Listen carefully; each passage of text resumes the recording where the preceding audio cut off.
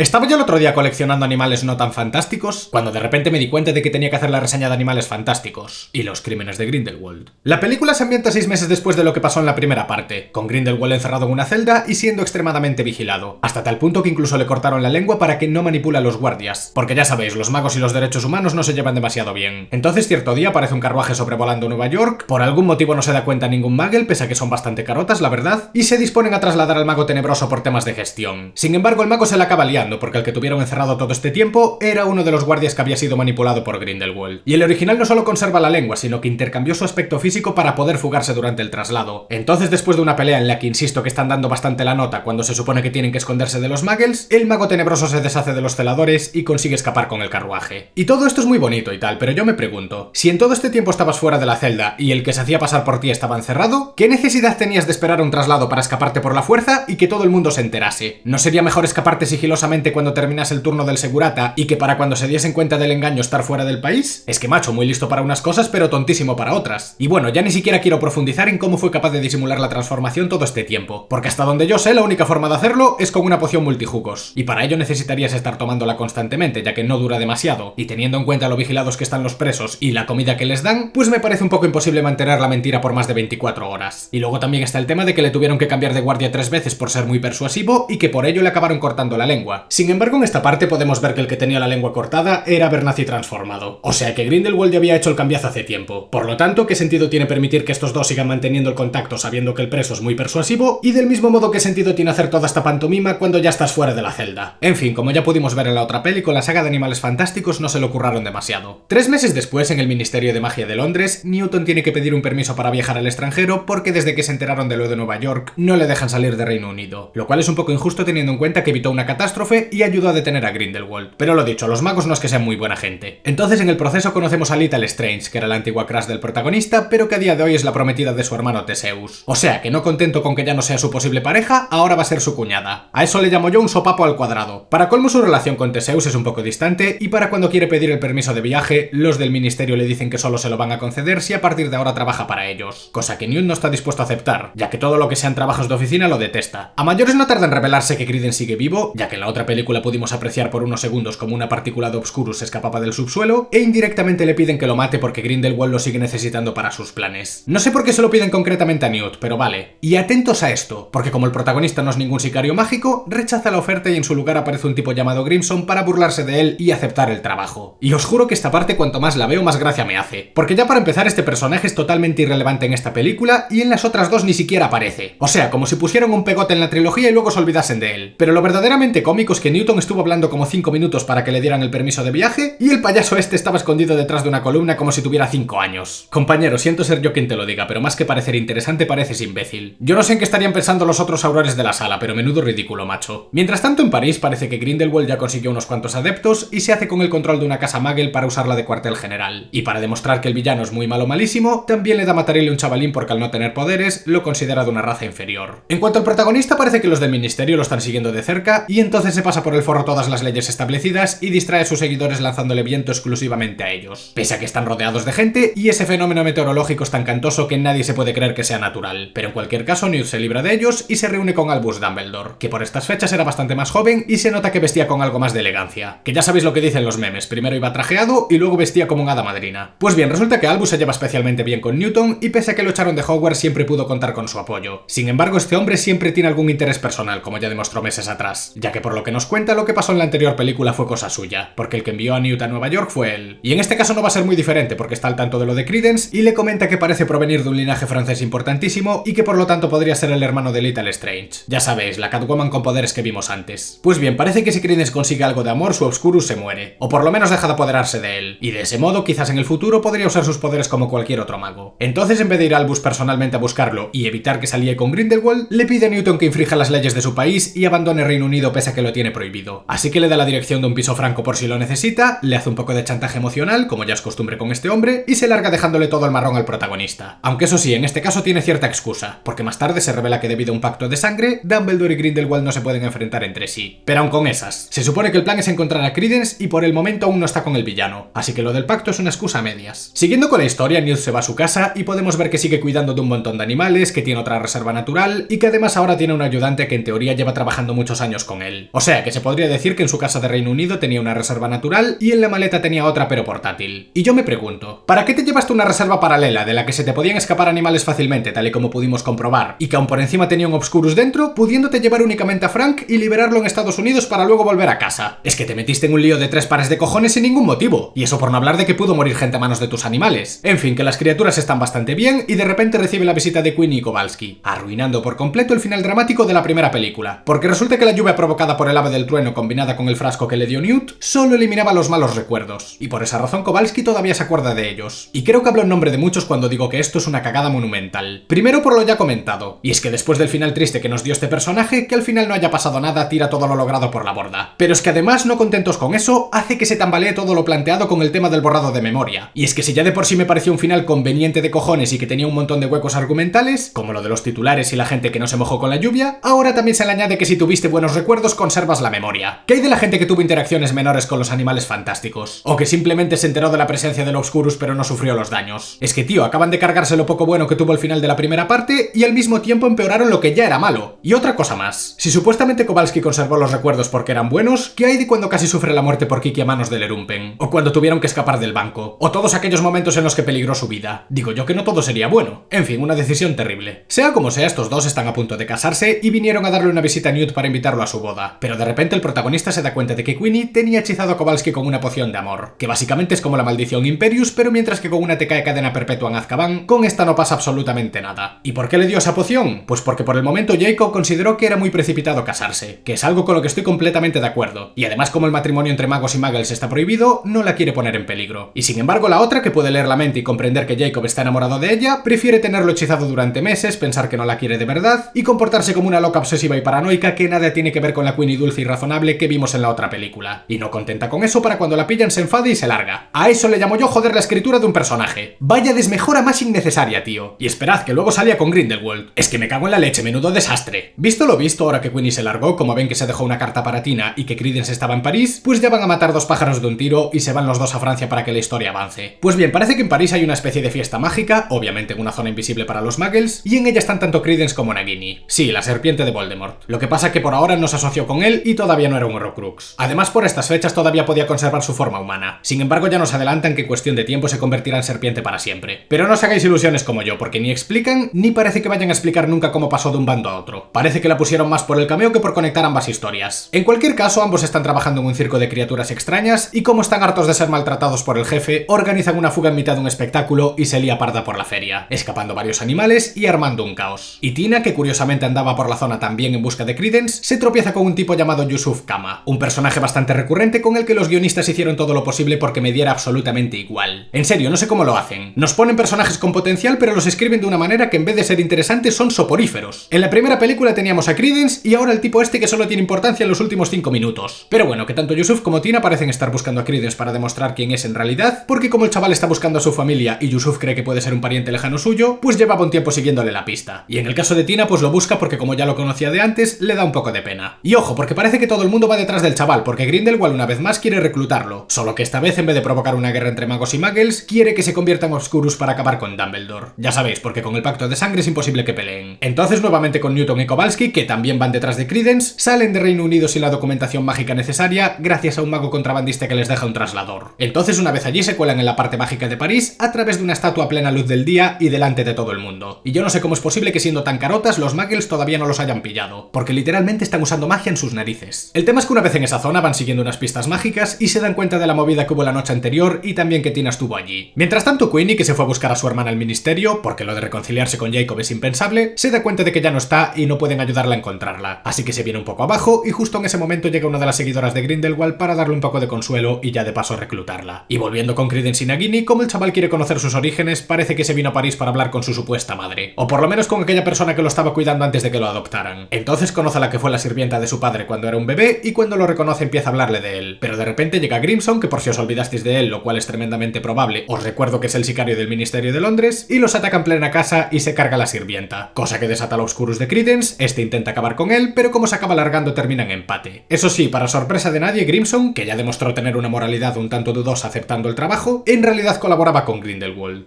¡Qué revelación! Por cierto, no sé si esto sucedió en un barrio muggle o mágico, pero acaban de reventar una azotea y ni hay consecuencias ni se comenta nada al respecto. esto? Aquí cualquiera puede tener una pelea que da igual, porque no interviene ni el ministerio, ni la policía, ni nadie, como si no pasara nada. Bueno, pues como ya comenté antes, Grindelwald quiere mantener a Credence a salvo, pero al mismo tiempo que no descubra de dónde proviene, para que así, cuando esté desesperado por saberlo, se lo dice él personalmente y así podrá reclutarlo. Por eso mandó a Grimson a matar a la sirvienta y toda la historia. Entre tanto, durante la búsqueda de Newt y Kowalski, las pistas que estaban siguiendo los condujeron ante Yusuf, y para cuando le preguntan por Tina, este los lleva a una alcantarilla en donde, al igual que a la otra, los deja encerrados temporalmente. Porque sí, parece que Yusuf tiene que matar a Credence porque de lo contrario se moriría él, que ya sabremos luego por qué. Sin embargo, justo cuando los encierra se desmaya y entonces los otros consiguen fugarse con la ayuda de Pickett. Y como ya es costumbre con estas películas, el ritmo empieza a acelerar de mala manera, atropellando unas escenas con otras, porque nada más salir se tropiezan con la criatura que se escapó en la feria de antes y Newton la tranquiliza como si fuera un gato y la mete en su maleta. Que yo con esto insisto en que no sé si están en un barrio Muggle o en uno mágico, porque se supone que cruzaron la estatua para ir a esa región, pero esta criatura lleva un día entero fugada liándola de Dios y ningún mago del ministerio ni tampoco los ciudadanos, que se supone que saben hacer hechizos, hicieron nada por detenerla. Es que son detallitos que chocan demasiado, porque aquí cada persona tiene la capacidad de atrapar al animal y sin embargo ahí los tienes, acojonándose a la mínima y no haciendo absolutamente nada. Pues eso, que después de esto los protagonistas se van con Yusuf inconsciente hacia el piso franco y mientras tanto en Hogwarts los aurores del ministerio irrumpen para echarle en cara a Dumbledore el haber enviado a Newt a Francia, porque aunque finja que no, todos saben que fue cosa suya. Entonces tenemos un poco de fanservice con algunos personajes y le piden que se enfrente a Grindelwald porque parece ser el único mago suficientemente poderoso como para plantarle cara. Pero una vez más insisten que no puede. Lo que ya no entiendo es por qué no les explica lo del pacto de sangre, porque así en vez de parecer un pasota por lo menos podrían llegar a entenderlo. Pero no, simplemente dice que no puede y venga a cabrear al ministerio de gratis. Y por ese motivo le ponen unas esposas de Kairoseki que anulan su magia y a partir de ahora lo van a vigilar con lupa. En cuanto a Lita, que también estaba en Hogwarts, recuerda sus años mozos en ese colegio y tenemos un flashback en el que sorprendentemente, en vez de ver cómo las negligencias del colegio le cuestan la vida a sus estudiantes, vemos que ella y Newton eran muy amigos y que su Bogart, es decir, su mayor miedo, era el de una figura hundiéndose en el agua. Entonces ya en el presente tiene una pequeña charla con Dumbledore en la que se le ve bastante enfadada porque al parecer carga con el peso de la muerte de su hermano. Que todo esto lo explico mejor al final, porque durante la película solo nos dan pequeñas pinceladas que no llevan a ninguna parte, así que mejor cuando toque lo digo todo de golpe. En cuanto a Queenie, justo cuando se estaba empezando a arrepentir de irse con la otra, conoce personalmente a Grindelwald, que también te digo, si ya de niño te dicen que no te vayas con extraños, hacerlo de adulto es doblemente grave. Pero vamos, que a estas alturas se podría decir que los buenos ya perdieron a Queenie, porque después de esto va full con la causa. Y esto habría quedado bien si tuviera una razón de peso, pero pensar que este cambio de bando fue porque a Kowalski le pareció mal que lo hechizara con una poción y que no quería casarse porque era ilegal entre los magos, lo arruina todo, porque junto con el enfado de Ron en el Cáliz de Fuego, es el más estúpido de toda la franquicia. Volviendo con Newton, que le estaba quitando las cadenas a su Pokémon nuevo, llegó junto con el resto del grupo al piso franco, y como Yusuf parece ser el único que sabe dónde está Credence y por ahora está con un pie en la tumba, lo revisan para ver qué le pasa y descubren que tenía un parásito en el ojo que le provocaba esos desmayos cada cierto tiempo. ¿Por qué no acudió un médico mágico para que se lo quitara? Ni puñetera idea, pero el caso es que Newt se los trae y de repente Tina se marcha de golpe para hablar con los del ministerio. Entonces Newt va detrás, que como bien vimos antes está enamorado de ella, pero por el camino aparecen unas sábanas negras gigantes que cubren los diferentes edificios de la zona. Y es que llegados a este punto, Grindelwald empezó a movilizar a sus seguidores para hacer un meeting. De hecho, en la siguiente escena vemos que por fin se encontró con Credence y tal y como había planeado, este está desesperado porque no sabe quién es su familia y entonces el mago tenebroso le da pistas para que tanto él como Nagini se unan a la causa. En cuanto a Kowalski, que se había quedado en el piso franco, conoce a su dueño, que es ni más ni menos que Nicolas Flamel, el alquimista que fabricó la piedra filosofal y que sería mencionado en la primera película de Harry Potter. Pero bueno, más allá del fanservice no es que haga gran cosa. Una aparición por aquí, una ayudita por allá en el final de todo y San se acabó. Como toda la trilogía básicamente. Pues el caso es que Nicolas ve en una bola mágica tanto a Credence como a Queenie y luego una batalla inminente en el cementerio en la que los protagonistas se ven inmiscuidos. Así que Kowalski se va por patas para recuperar a su novia, aunque termina capturado, y Yusuf parece que se marchó sin que nadie se diera cuenta. A su vez, Tina y Newton se van al Ministerio de Magia y el protagonista se disfraza de su hermano, con la mala suerte de que coincide con él de verdad, tienen que escapar de él y por algún motivo consiguen atarle a una silla sin que salte ningún tipo de alarma, porque más pronto que tarde se cuelan en los archivos y se ponen a investigar sobre el historial de la familia Strange sin que nadie les cause problemas por un buen rato. Y yo es que esto no lo entiendo. ¿Te puedes colar en el ministerio y atacar a aurores como si nada? Es que es muy aleatorio. En fin, ya en este punto de la historia resulta que toda la frialdad con la que Tina estuvo tratando a Newton desde que se reencontraron se debe a que como su hermano se iba a casar con Lita, hubo un error de prensa y por lo tanto Tina creyó que el que se casaba era Newton. Y claro, cuando una persona que te gusta pero que vive en otro continente se va a casar con alguien, es motivo de sobra para tratarla con frialdad. A eso le llamo yo madurez. Pues eso, que aclaran el malentendido, pero cuando parecía que se iban a besar, se dan cuenta de que el tiempo apremia y tienen que investigar de una vez el historial de la familia de los Lestrange. Y hablando del rey de Roma, justamente Lita también se metió en los archivos para buscar precisamente lo mismo que los protagonistas y descubre una nota en la que pone que todo su historial fue trasladado al panteón familiar. O sea, que en el cementerio va a haber movida. Entonces, al cabo de un rato, Lita acaba pillando a Newt y Tina y una seguidora de Grindelwald que estaba infiltrada en el ministerio les suelta unos gatos chungos que se multiplican y los persiguen por todos los archivos. Así que al final tienen que escapar los tres juntos, pelean con ellos como pueden y al final junto con la ayuda ayuda del Pokémon de antes hacen un salto mágico hasta el cementerio y consiguen salir ilesos. Y ahora empieza lo complicado, porque la trama tan perezosamente explicada a lo largo de casi 2 horas de película se comprime de golpe en la etapa final y nos bombardean con información a bocajarro que, al igual que en la primera película, si no estás acostumbrado cuesta muchísimo digerirla. A ver, para cuando llegan al panteón de los Lestrange se encuentran con Yusuf a punto de matar a Credence porque casualmente todos coincidieron a la vez en el mismo lugar. Y para cuando llegan los otros se nos da a entender que Lita y Yusuf son hermanos y ambos comparten raíces con Credence. Y ahora os explico por qué Yusuf quiere matarlo. Resulta que años atrás, para cuando era un chaval, un aristócrata de la familia Lestrange sedujo entre comillas a la madre de Yusuf usando la maldición Imperius. Por alguna razón nadie pudo hacer nada por evitarlo durante los últimos 9 meses y ella murió en el parto tras dar a luz a una niña. O sea, a Lita Lestrange, la hermanastra de Yusuf. Entonces el padre de este enloqueció, de alguna manera le dio la chunga y en su lecho de muerte obligó a su hijo a vengarse de Lestrange mediante un pacto inquebrantable, que consistía en que tenía que acabar con aquella persona que más ama, lo cual es irracional, infantil y totalmente estúpido. Porque ya me dirás a mí qué culpa tiene un inocente por el daño que te hizo el otro fulano. Pero mira, vamos a perdonarlo porque había enloquecido. Pues el caso es que Yusuf aceptó vincular su vida a un pacto inquebrantable que le obligaba a cometer un asesinato de lo más absurdo, y como Lestrange era un Don Juan de la vida, no tardó en casarse con otra persona y tener un hijo llamado Corvus. Lo que pasa es que este bebé sí que lo quería de verdad, no sé por qué, pero el caso es que se encariñó bastante y Yusuf ahora sí que tenía un objetivo claro para su venganza: Corvus Lestrange, o sea, Credence. O al menos eso es lo que parece, porque Lestrange, para protegerlo, lo embarcó con su sirvienta para mantenerlo alejado de Yusuf, pero el barco se hundió y de alguna manera parece que sobrevivió. Pero como esto se está liando demasiado y hay unos cuantos huecos argumentales, pasamos a conocer la auténtica verdad. Porque no, esto no fue lo que pasó en realidad. Y es que según Lita, Corvus ya está muerto porque ella misma lo mató hace años. Resulta que cuando Lestrange envió al bebé a Norteamérica, lo hizo con Lita y la sirvienta. Pero como el bebé no paraba de llorar, un día de mucha tormenta en el que el barco se iba a hundir, a Lita le dio la malísima y tuvo la idea de bombero de intercambiarlo por otro bebé que estaba más callado. Total, que podía salir mal. Pues todo, niña, pues todo. Porque después de hacer el intercambio, el bote en el que estaba Corvus volcó y el niño se fue al fondo. Por eso el bogar de Lita representaba a su hermano hundiéndose en el océano, porque ese recuerdo era su mayor miedo. Y claro, el bebé que se llevó en su lugar era Credence. Lo que pasa que como precisamente lo había robado, no tiene ni idea de quién es y el chaval sigue sin conocer sus orígenes. Pero oye, por lo menos la venganza de Yusuf ya se efectuó, aunque hubiese sido sin querer. Y todo esto está muy bien, o al menos lo habría estado si lo hubiesen hecho con calma, pero prácticamente no desarrollaron nada sobre esta subtrama y de repente ¡pum! Información por todas partes, giros de guión, personajes que no saben ni quiénes son ni de dónde proceden. No sé, estas cosas necesitan asentarse poco a poco, no soltando 4 datos menores y el bombazo al final de todo, porque os juro que para poder enterarme tuve que repetir esta escena como 4 veces. No me quiero ni imaginar cómo sería para los que fueron al cine, pero estoy seguro de que la primera no lo pillaron. Pues eso, que ahora ya aclararon el malentendido y de repente se abre una cámara que los lleva al meeting que había organizado Grindelwald, en el cual por cierto también está Queenie. Llegados a este punto, el villano da un discurso para motivar a los magos a rebelarse al mundo y dejar de vivir escondidos en las sombras, ya que como ya dio a entender varias veces, se cree que tiene el derecho de gobernar tanto a magos como a muggles, sobre todo teniendo en cuenta que los no magos provocan guerra, son arrogantes y básicamente todo aquello que dan a entender en infinidad de películas. Entonces llegan unos cuantos aurores del ministerio, entre ellos Teseus, y matan a una seguidora de Grindelwald porque uno de ellos se puso nervioso, dándole más peso al discurso del mago tenebroso y haciendo que los que ya tenía medio convencidos pasasen a estarlo del todo. Así que mientras que el escarbato de Newton se escapa para quitarle el pacto de sangre al antagonista, este incita a los suyos a correr la voz para que cuando llegue el día puedan alzarse. Por lo tanto, la estancia se queda casi vacía y Grindelwald invoca un anillo de fuego azul con el que se carga unos cuantos aurores y que solo puede ser cruzado por quien le jure lealtad. Así que se le une Credence para saber quién es y también Queenie, porque ya vimos que está medio trastocada. Entonces de repente Lita hace la mayor estupidez de toda la película, lo cual tiene mérito sabiendo lo que hizo con su hermano. Y es que por alguna razón se encara con Grindelwald y desestabiliza el anillo de fuego provocando un estallido brutal que pondría en peligro toda la ciudad de París. Y todo para que al final sea desintegrada por el mago tenebroso y todos sus amigos estén en peligro. ¿Por qué hizo esto? Pues yo qué carajo sé, pero la que acaba de liar no tiene nombre, porque murió en vano, no consiguió darle tiempo a los suyos para que escapasen y aun siendo así estos se transportaron a las inmediaciones del cementerio. O sea que ni siquiera se fueron lo suficientemente lejos como para estar a salvo. Del mismo modo todos los aurores que estaban esperando fuera se fueron a sabe Dios dónde, porque ahora ya no hay nadie. Y para colmo Teseus acaba de ver morir a su prometida y su reacción es la más insípida e indiferente que vi en mucho tiempo. En serio, vaya cutre de desenlace. Y yo al principio pensé que este hechizo era cosa de Grindelwald, que vale, en parte lo es, pero teniendo en cuenta que acaba de dar un discurso antiviolencia para que sus seguidores corran la voz, no tendría ningún sentido que justo después intente destruir París. O sea, que si todo esto se desencadena cuando Lita le tira la calavera a la otra, pues yo, corregidme si me equivoco, pero yo intuyo que fue Lita la que lo descontroló todo. Así que chica, le acabas de hacer un flaquísimo favor a tus amigos. No sé, todo esto no tiene sentido, pero el caso es que los protagonistas tienen que lidiar con el dragón de fuego para que no destruya la ciudad y de repente llega Nicolas Flamel y entre todos consiguen mantener a raya el hechizo. Y ya para cuando están a salvo, Newton descubre que el escarbato tiene el pacto de sangre de Grindelwald y se van todos a Hogwarts para entregárselo a Dumbledore. A ver si así con un poco de suerte consiguen destruirlo para que ambos puedan enfrentarse. Mientras tanto en Austria, Grindelwald le da una varita a Credence para que pueda desarrollar sus habilidades mágicas, porque quiere que acabe con Albus ya que debido al pacto, repito que no puede hacerlo personalmente. Entonces para saciar su curiosidad de una vez por todas, le revela que su verdadero verdadero nombre es Aurelius Dumbledore. Y aunque de primeras parecía que nos estaban anticipando una batalla épica entre ambos, no hay nada más lejos de la realidad. Animales fantásticos en los crímenes de Grindelwald fue otra decepción que para los que son fans de Harry Potter se llevaron un chasco bastante grande. Es más, incluso muchos de los que disfrutaron de la primera película no pudieron hacer lo mismo con esta entrega. Y es que yo no entiendo quién toma estas decisiones, pero nos ponen a un villano fugado organizando un levantamiento y le dan de lado durante toda la puñetera película hasta que ya es casi el final de todo. En la primera parte por lo menos estaba disfrazándose de Graves, pero aquí está suelto y ni pincha ni corta. No puedes titular una película como Los crímenes de Grindelwald y que casi no aparezca Grindelwald, porque así estás engañando a la gente. Además es que ya no solo es que le diesen de lado al villano principal, sino que durante todo el metraje se la pasan metiéndonos a diferentes personajes, dando palos de ciego sobre el pasado de Credence, el historial de la familia Lestrange y un montón de mierdas que no le importan a nadie. Pero es que ni siquiera lo hicieron bien, porque incluso centrándose en esa subtrama, podríamos haber tenido una historia interesante si se hubiera desarrollado correctamente. Pero no, en su lugar tenemos gente siguiendo pistas que parecen no llevar a ninguna parte, y de repente el girito de guión que como no repitas la escena varias veces no te enteras de nada. Yo no sé qué cable se les cruzó a los guionistas de Animales Fantásticos, pero es muy difícil saber qué cojones está pasando en sus películas. Tienen tramas muy poco claras, con los protagonistas dejándose llevar mientras el contexto evoluciona a su alrededor, cuando lo más lógico sería que fuesen los mismos protagonistas los que se adaptasen al contexto. Y aun en caso de haberlo hecho así, podría haber quedado bien si estuviera bien trabajado, pero insisto en que dejaron a Grindelwald de lado hasta casi el final, la historia de venganza de Yusuf no le importa ni a su padre, y el clímax es simplemente raro, con el dragón de fuego, el sacrificio estúpido de Lita. No sé, la historia podía ser buena, pero acabó siendo cutre por estar mal contada. 3/4 partes del metraje son irrelevantes y luego nos bombardean con demasiada información sin desarrollar. Simplemente no nos preparan para asimilar los eventos del final, y por culpa de eso acaban pasando sin pena ni gloria. Literalmente fue ver esta película y me olvidé de casi todo en un par de días, cosa que no me pasó con Harry Potter, por ejemplo. Que el ritmo vaya toda hostia tampoco ayuda mucho, porque una vez más los acontecimientos atropellan los unos a los otros y la trama principal, o lo que se supone que es principal, se interrumpe constantemente con personajes que no terminan de interesar porque no se los desarrolla correctamente, sino que más bien nos dan pequeños incisos de menos de un minuto en los que aparte de cortarte el hilo, no llevan a nada importante. Parece que se preocuparon más por meter el fanservice de Hogwarts, Dumbledore y Nicolas Flamel que por construir una historia sólida con un elenco de personajes nuevos. Y hablando de personajes, quitando a Newt y Kowalski, que una vez más son los que carrilean la película, y Dumbledore y Grindelwald, que por lo menos son interesantes, el resto son planísimos e irrelevantes para la trama. Empezando por Credence, que toda la puñetera historia gira en torno a él, y al final lo más importante fue la revelación de los Lestrange y el meeting del antagonista. Y si aún fuese a hacer algo importante en la tercera parte, pues vale, estarían allanando el camino. Pero no, la tercera entrega es la que más pasa de Credence. Entonces yo me pregunto, ¿por qué dieron tantísimo por saco con este personaje si al final da completamente igual? Es que macho, pocas veces un personaje me dio tantísima pereza como Credence. Es el cortarrollos por excelencia. Ay, mira qué importante soy, mirad, me estoy haciendo cosas. Y luego no sirve para nada. Vaya coñazo de personaje, chaval. Yusuf ya dije que no le importa a nadie y estoy 99% seguro de que lo metieron en la película solo para llegar a las 2 horas de duración. Porque de haber alcanzado esa cifra, fijísimo que lo recortaban del metraje. Theseus es otro NPC de campeonato, porque está todo el rato haciendo como que dentro de poco va a hacer algo útil, pero siempre se queda medio camino. Y bueno, cuando se muere Lita y apenas reacciona ya es para echarse a llorar. Yo nunca entenderé cómo un personaje supuestamente bueno puede tener la sangre fría de ver morir a la mujer de su vida, con la que se iba a casar y se supone que la quiere, y en la siguiente escena estar a lo suyo como si no hubiera pasado nada. Un abrazo y pa' casa. Y en la secuela obviamente el trauma está más que superadísimo, como si no hubiera pasado nada. Es que no tienen ningún respeto por los personajes. Fue más emotivo el falso borrado de memoria de Kowalski que la muerte de esta chica. Queenie pasó de ser un personaje interesante que podía leer la mente a una lunática. La tipa intenta casarse con Kowalski por la fuerza, tiene una rabieta infantil cuando le dicen que está mal, e inmediatamente después salía con los magos radicales que quieren esclavizar a los muggles, siendo su novio un muggle. Es que vaya cagadón que hicieron con Queenie, tío. Si querían arruinar al personaje les doy mi enhorabuena, porque lo hicieron con creces. Y bueno, Tina también es un poco inmadura por lo del malentendido con la boda, y los seguidores de Grindelwald son unos anónimos que jamás sabrás cómo se llaman. Que vale, con Voldemort también había alguno, pero también estaba Bellatrix, Peter, Lucius y Narcisa Malfoy, Severus como infiltrado. En cambio con Grindelwald son unos puñeteros NPCs. Es que no se molestaron en desarrollarlos en lo más mínimo. Los únicos aparte de Newton y Kowalski que son más o menos salvables son Dumbledore, porque básicamente ya lo conocíamos de antes, y Grindelwald, que con su discurso final nos enseñó una postura bastante interesante sobre sus propósitos como mago tenebroso. Pero como casi no tuvieron minutos en pantalla, sus papeles fueron totalmente desperdiciados. Ah, y casi me olvido de Grimson. Hostia, chaval, que este tío también salía en la película. Buah, literalmente desaparece para siempre, igual que Nagini. Lo que pasa que esta por lo menos aún aguantó hasta el final, pero el capullo de Grimson viene aquí de maquinote saliendo detrás de la columna y luego lo borran de la película de un momento a otro. Impresionante. Para añadir más estiércol a la carretilla volvemos a tener bastantes conveniencias que estropean una trama ya de por sí mediocre, como por ejemplo la fuga absurda e inverosímil de Grindelwald, que ya expliqué al principio que no hay por dónde cogerla, el falso borrado de memoria de Kowalski, que se nota que querían volver a meter al personaje y arruinaron el mejor final de toda la trilogía, que todos vayan a por Credence como si fuera el santo grial y justamente coincidan en el cementerio simultáneamente el mismo día que Grindelwald hizo la reunión, o las numerosas peleas sin consecuencias que hacen durante todo el metraje, ya sea la de Credence y Grimson a plena luz del día, la de Newton y Tina contra Theseus dentro del ministerio, los animales fugados por la calle y todo lo que fuimos viendo. No digo que no pueda pasar, de hecho me interesa que pase, pero lo que me parece ilógico es que haya cero consecuencias y una reacción inexistente por parte de las autoridades mágicas. Joder, es que son un cachondeo. En Harry Potter la más mínima incidencia la detectaban al momento y había tanto sanciones como borrados de memoria, pero aquí en cambio revientan una azotea, se escapa un animal, hacen magia delante de todo Cristo y no pasa nada. Es que es incongruente. Y ya que lo comento, también está el tema de que hay varios momentos en los que hacen magia delante de muggles y se la suda todo el mundo. Tanta preocupación porque no los pillen, pero luego no tienen ningún cuidado por ocultar sus poderes. Y otra cosa más, repito que lo del dragón del final no tiene sentido, porque independientemente de quién lo hubiese provocado, no le aporta nada bueno. Si fue Elite tirando la calavera, lo único que hizo fue poner en peligro a sus amigos. Y si fue Grindelwald, se estaría disparando en el pie, porque minutos antes dio un discurso antiviolencia para ganarse el apoyo de los magos, e inmediatamente después estuvo a punto de cargarse la región mágica de París, en donde viven todos esos magos que quería reclutar. En fin, otro disparate de cuidado. El humor una vez más es bastante tonto y no solamente no termina de hacer gracia por ser extremadamente repetitivo, sino que además estropea algunos momentos de drama, como podrían ser la historia de Corvus y Credence, los crímenes que cometió Grindelwald para llegar a una posición de poder, la traición de Queenie y esos momentos que habrían calado más en el espectador si no tuviésemos las bromitas de Disney Channel entre medias. Y el CGI pues más de lo mismo. A veces es bueno, otras no tanto, pero sí que noté que dependen demasiado de él. Como que a estas alturas ya están renegando demasiado de los efectos prácticos. Y algo parecido pasa con los animales fantásticos, que así como en la primera película tenía sentido que apareciesen, ahora parece que los están metiendo un poco porque sí. Es como que dijeron, bueno, ya que la película se llama Animales Fantásticos, vamos a poner animales fantásticos, aunque no tenga mucho sentido. Y por eso muchas veces tenemos escenas que parecen no llevar a ninguna parte. Que sí, pueden ser mejores o peores, pero en verdad, si Grindelwald está organizando un ejército y en vez de enseñarnos detalles importantes sobre ello nos pones animales haciendo el animal, pues me da la sensación de que estoy viendo relleno. Pues nada, Animales Fantásticos y los crímenes de Grindelwald es una secuela decepcionante de una saga de precuelas que también empezó decepcionando. Como dije en el otro vídeo, para muchos lo mejor es la primera, pero lo cierto es que después de verme las tres pienso que su calidad apenas varía de una entrega a otra. Y eso es algo malo, porque ninguna es especialmente buena. Me da la sensación de que en esta entrega quisieron hacer muchas cosas, pero no supieron cómo llevarlas a cabo. Y al final el resultado es el de una trama difícil de comprender, en donde apenas te da tiempo a asimilar los detalles, y nada de lo que hacen los personajes parece llevar a ninguna parte. Parece que se esforzaron porque la historia fuese lo más confusa y caótica posible. Como siempre te puede entretener si desconectas el cerebro, pero que una franquicia con el legado de Harry Potter a sus espaldas se conforme con esto es bastante triste. Lo peor de todo es que aun con las tres películas siendo bastante mediocres, me habría gustado que le diesen un final cerrado, pero decepcionar a los fans tantas veces seguidas acaba pasando factura, y esta segunda entrega supone un episodio más de la decadencia que sufrió una saga con potencial desperdiciado.